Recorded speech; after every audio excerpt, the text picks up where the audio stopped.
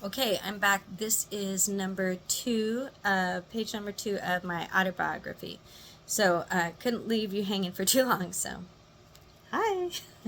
Okay, so my loving parents, even though he was their father and father-in-law, believed me immediately.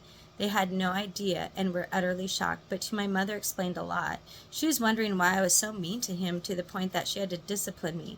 I couldn't imagine her pain, even today. Oh, that got me choked up. Being a mom myself. I couldn't imagine her pain even today, not knowing then what she knows now. Nevertheless, my parents supported and believed me, fully, without any doubt.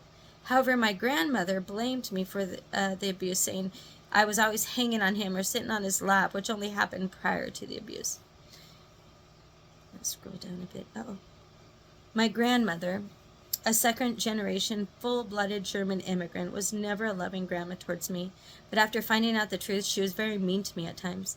In general, it was her lack of affection, while sometimes yelling or snapping at me or putting me down for no reason whatsoever.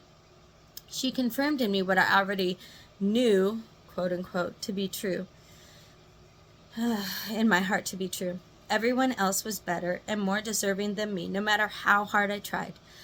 I'd just never be as good or deserving as everyone else. At the same time, I'd watch her from a distance, giving praise and lifting up my sibling or cousin for doing the simplest little thing. I even caught her gossiping about me while speaking to my aunt on the phone. That was just a year before she passed. I corrected her lie about me at that very moment, then walked out.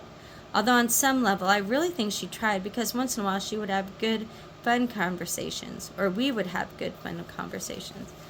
It just must have been too painful for her.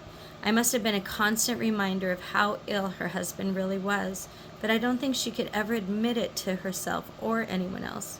Otherwise, she'd have to leave him or give him some type of treatment or therapy or even shut her jail time. Being raised in the 30s was a time where people kind of swept things under the rug. If you can't see it and don't acknowledge it, it doesn't exist, right? So if Grandma doesn't acknowledge her husband's illness and or sin, there's no problem. Only I was the problem, so she chose. There were so many occasions that her negativity towards me brought me to tears, but at times my mother would intervene. That always made me feel loved, at least by my mother. As I look back on it, I wish I wouldn't have put my heart out so much to be trampled on, but it's a normal response to want to be accepted and loved, especially by family. Let's scroll down a little bit.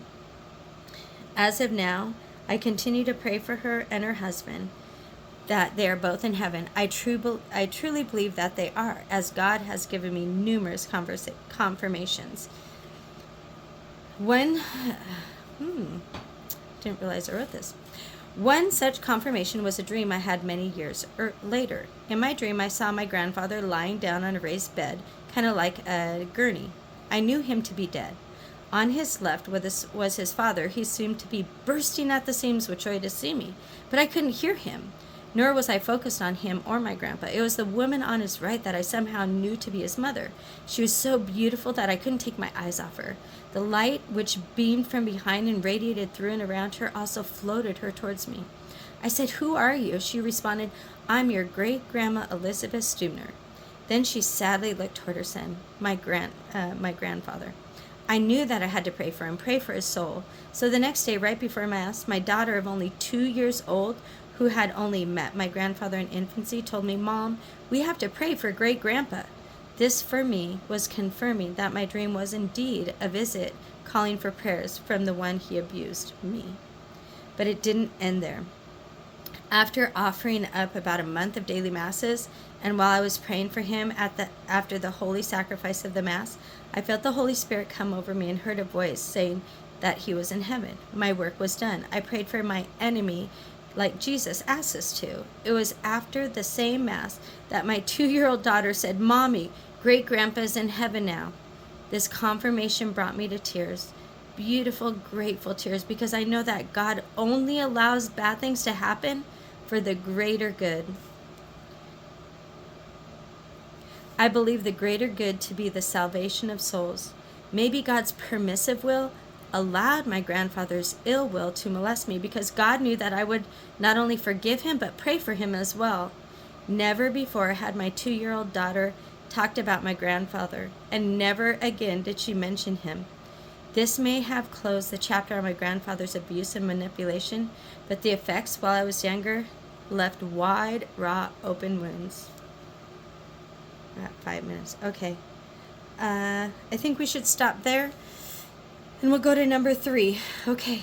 God bless you guys.